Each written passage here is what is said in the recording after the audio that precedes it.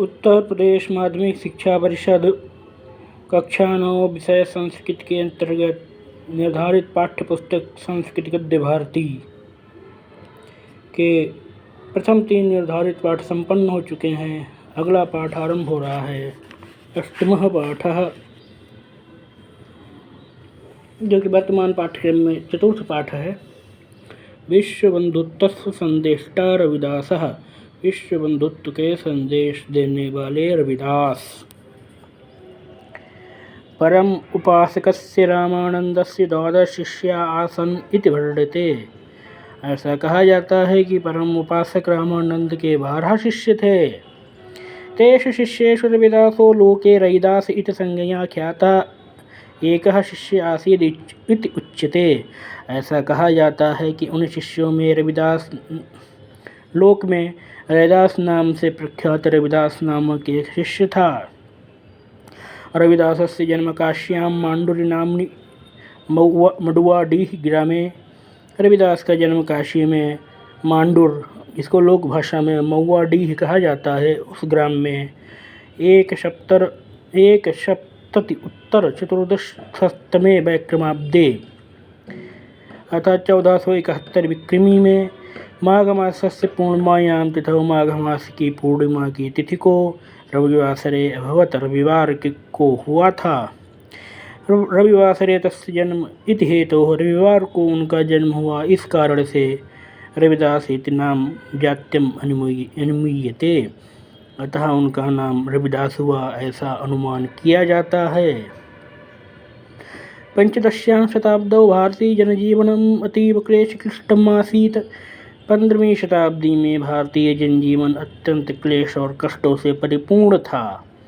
यवन शासक एकाक्रांतो देशः मिथः कलायमाना भारतीयः राजानः दुःखदैन्यग्रस्ताः सर्वथा उपेक्षिताः भारतीय जनाः। यवन शासक कैर आक्रांतो देशः, यवन शासकों के आक्रमणों से देश आक्रांत था, भयभीत था। मितः कलहायमाना भारतीयाः राजानः, परस्पर झगड़ा करते हुए भारतीय राजा।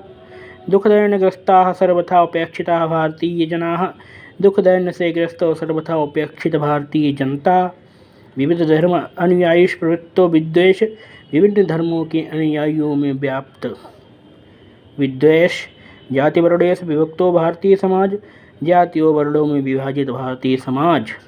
इति देश दशाम दर्शम, देश की ऐसी दशा को देख देख कर दूयमान हृदयाः तदंतीनाः महात्मानः, दृढ़ हृदय वाले और तत्कालिक महात्माओं ने संतश्च ईश्वर एव शरणम इति मन्यमाना, तथा संतों ने तथा ईश्वर ही शरण है ऐसा मानने वाले ईश्वरम प्रति समर्पित संतः, ईश्वर के प्रति समर्पित संत जन। परमात्मनो व्यापकत्वम, परमात्मा की व्यापकता, तस्य सर्वशक्तिमत्वं च बोधयन्ते स्म, और उसकी सर्वशक्तिशालिता का बोध कराते थे। वस्तुतः सुता दिशा एवं महापुरुषाः संत शब्देन भारतीय जनमानसे समाद्यताः भवन्। वस्तुतः वैसे ही महापुरुष संत शब्द से भारतीय जनमानस में समादृत हुए हैं। ये जो पर दुख कातराह, दूसरों के दुख को देख करके दयालु हो जाने वाले, परहितरताः, परोपकार में सदैव निरत रहने वाले, दुखी जन सेवा परायणाः, दुखी लोगों की सेवा में तत्पर रहने वाले, दलितान शोषितान प्रति सदयाः, दलितों और शोषितों के प्रति दयावान, ससुखम अभिगणयन्तः, अपने सुख की भी चिंता नहीं करने वाले, यदृच्छा लाभा संतुष्टा, जो कुछ भी मिल जाए उसी में संतुष्ट होने वाले आसन थे। सत्पुरुषो महात्मा रविदासः, सत्पुरुष महात्मा रविदास स्वकर्मणि निरतः सन, अपने कर्म में रत रहते हुए, परमात्मनो महात्म्यम उपवर्णयन, परमात्मा की महिमा का वर्णन करते हुए, दुखितान जनान प्रति सदय हृदय, दुखी लोगों के प्रति दयावान, कर्मणः दयावान सहृदय कर्मणः, दुखी लोगों के प्रति अपनी दया के कर्म से प्रतिष्ठा लोके स्थापयत, और कर्म से इस लोक में उन्होंने प्रतिष्ठा स्थापित की अर्थात प्रतिष्ठा प्राप्त की। धर्मस्य बाह्य आचाराः एव परस्पर वैरस्य हेतु इति, धर्म के बाह्य आचरण ही परस्पर वैर के हेतु अर्थात कारणभूत हैं। इस कारण से ऐसा सविशेषत ऐसा वह विश्वास करते थे, मानते थे।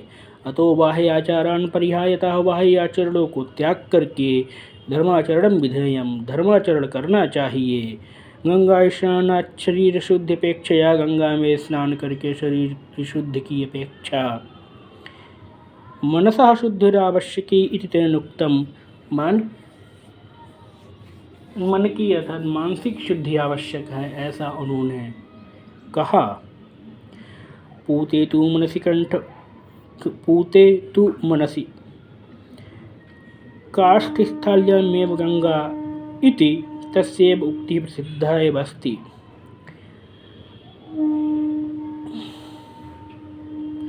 जिसका मन पवित्र है उसके लिए कठौती में भी गंगा है, ऐसी उनकी प्रसिद्ध उक्ति है। रविदासः कस्यचित् पाठशालायां पठितुं न गतो, रविदास के पढ़ने के लिए किसी भी पाठशाला में नहीं गए। तस्य ज्ञानं पुस्तकीयं न आसीत्, अतः उनका ज्ञान पुस्तकीय ज्ञान नहीं है। जगतो नश्वरत्वं, जगत की नश्वरता, परमात्मनो अनश्वरत्वं, परमात्मा की अनश्वरता, व्यापकत्वम इत्यादि तथा व्यापकता इत्यादि दार्शनिकम ज्ञानम इत्यादि ऐसा दार्शनिक ज्ञान गुरोर अनुकंपया येन लब्धम, गुरु की कृपा से जिनके द्वारा प्राप्त किया गया, प्रेरणया एव तथा अभूतस्य, तथा प्रेरणा से ही ऐसा हुआ। ज्ञानस्य उपदेशो जने विस्तेन दत्तः, अतः प्रेरणा से ही उन्होंने ऐसा यह उपदेश लोगों को दिया।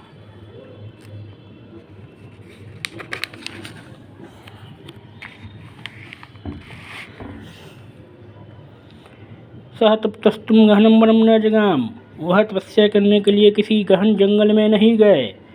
न च गिरिगुहायाम उपविश्य साधनारतः ज्ञानम अधिगन्तुं चेष्टते स्म, न ही किसी पर्वत की गुफा में बैठकर साधनारत होकर के ज्ञान प्राप्त करने की चेष्टा की।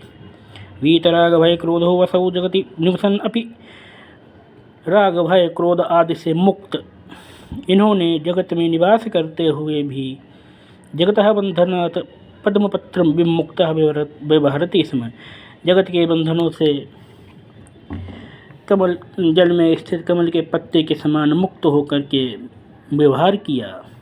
तो कर्मणि निरतः फलम प्रति, अपने कर्म में रत होकर फल के प्रति निराकांक्षी अर्थात आकांक्षा रहित, सगृहे अपि परमात्मा साक्षात कर्तुं शक्यत, अपने कर्म में रत रहते हुए फल के प्रति इच्छा नहीं करने वाला व्यक्ति अपने घर में रहकर भी परमात्मा का साक्षात्कार कर सकता है।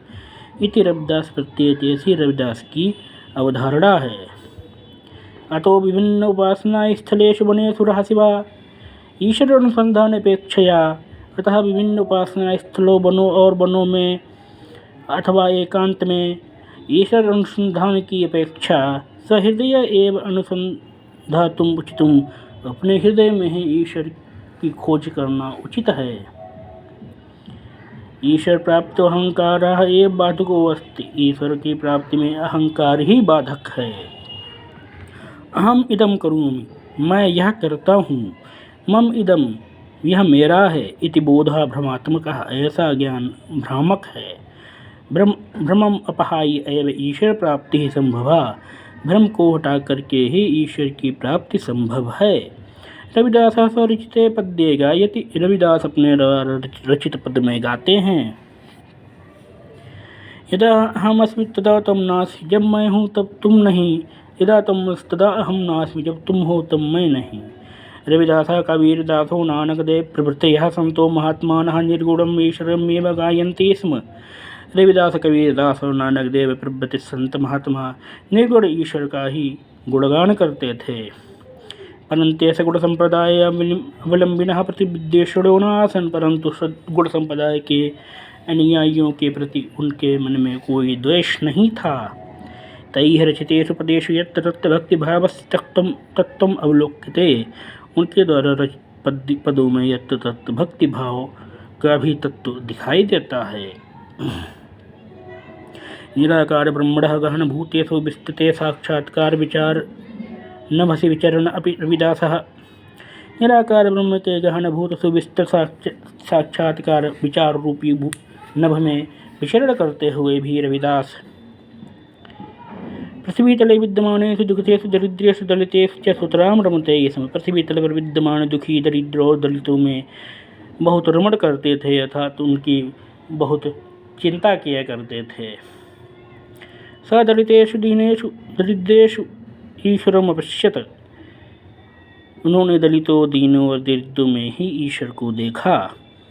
तेषां सेवा तान् प्रति सहानुभूतिः प्रेम दर्शनं च ईश्वरचर्याम् इति तस्य विचारः। उनका विचार था कि उन अर्थात दीन, दलितों और दरिद्रों के प्रति उनकी सेवा, उनके प्रति सहानुभूति और अनुराग ही ईश्वर की पूजा है।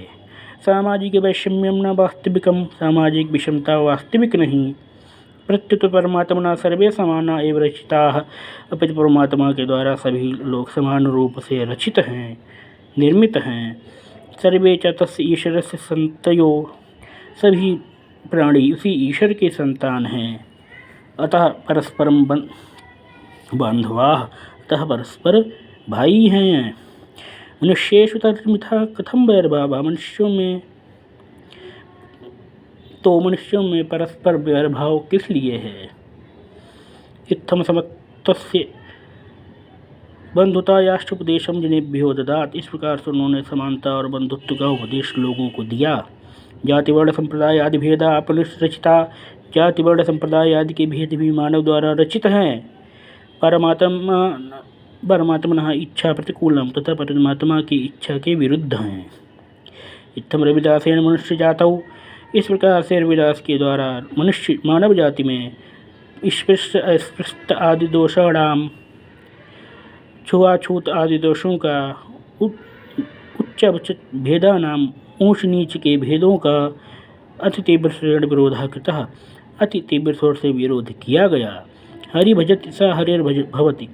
जो हरि को भजता है वह हरि का होता है। हरि भजने न कश्चित पृच्छति जाति वर्ण वेति सत्यम। हरि भजन में कोई भी जाति वर्ण इत्यादि को नहीं पूछता है। यदि सत्यम प्रतिपादन इसी ऐसे सत्य वचन का प्रतिपादन करते हुए देशस्य खंडितायाः राष्ट्रस्य ऐक्यस्य च रक्षणे प्रयातत। उन्होंने देश की अखंडता और राष्ट्र की रक्षा के लिए प्रयत्न किया। महात्मा रविदासो अध्यात्मं भक्तिं सामाजिक अभ्युन्नतिं च युगपदेव संसाधयन्। महात्मा रविदास ने अध्यात्म, भक्ति, सामाजिक उन्नति को एक साथ ही साधित किया, एक साथ ही उसको स्थापित करने का प्रयत्न किया। सप्तनव उत्तर पंचदशातमे वैक्रमे 1579 विक्रमी संवत में राजस्थान प्रांत में चित्तौड़गढ़ नामक स्थान, चित्तौड़गढ़ नामक स्थान पर 26 उत्तर शततमे वयसि 126 वर्ष की अवस्था में परमात्मन विलीनः। यह परमात्मा में विलीन होने वाले रविदास यशः शरीर अद्याप जीवित तराम। यश रूपी शरीर से आज भी जीवित हैं।